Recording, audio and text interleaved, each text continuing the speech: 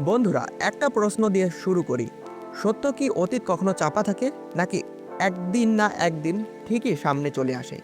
ঠিক এমনই এক ভয়ঙ্কর সত্য এবার নাড়া দিতে চলেছে আমাদের সবার প্রিয় নাটক এটা আমাদের গল্পকে। আজকের এই ভিডিওতে জানবে ১৩ নম্বর পর্বে কি এমন ঘটতে যাচ্ছে যার পুরো গল্প আর আগের মতো থাকবে না।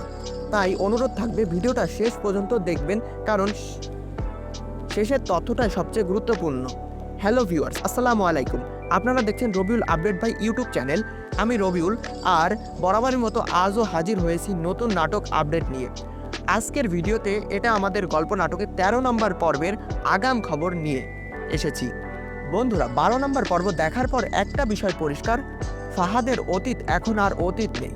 মেহরিন, স্বামীর আর সাইরার মাঝে টেনশন এমন জায়গায় পৌঁছিয়েছে যেখান থেকে আর পেছনে ফেরার রাস্তা নেই। আর ঠিক এই সময়ই সাইরার হঠাৎ শ্বশুরবাড়িতে আসা আগুনে ঘি ঢালার কাজ হয়েছে।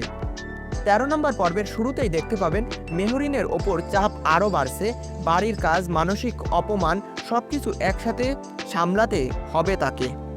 অন্যদিকে সাইরা নিজেকে প্রমাণ করার জন্য আরও আগ্রহী হয়ে উঠবে। এখানেই সামনে আসবে ফাহাদের অতীতের গল্প। ফাহাদ আগে অন্য একটা মেয়েকে ভালোবাসতো। এই কথা যখন মেহরিন শুনবে, তখন তার মুখের চেহারা সব প্রশ্নের উত্তর দিয়ে দেবে। বন্ধুরা, সবচেয়ে ভয়ঙ্কর বিষয় হচ্ছে ফাহাদ আর মেহরিনের সত্যটা এখন পুরো পরিবার জানে না। কিন্তু ১৩ নম্বর পর্বে এই গোপন বিষয়টা ভুল মানুষের কানে চলে যাওয়ার সম্ভাবনা আছে। আর যদি সেটা ঘটে, তাহলে পুরো গল্পে নেমে আসবে ঝড়। ফাহাদ কি নিজের ভুল স্বীকার করবে?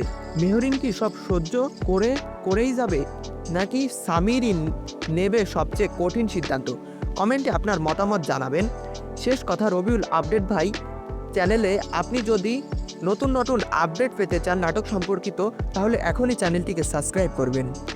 ভিডিওটা ভালো লাগলে একটি লাইক দিন, আর বন্ধুদের সাথে শেয়ার করতে ভুলবেন না। আজকের মতো বিদায়, শীঘ্রই আবার দেখা হবে নতুন আপডেট নিয়ে। আল্লাহ হাফেজ।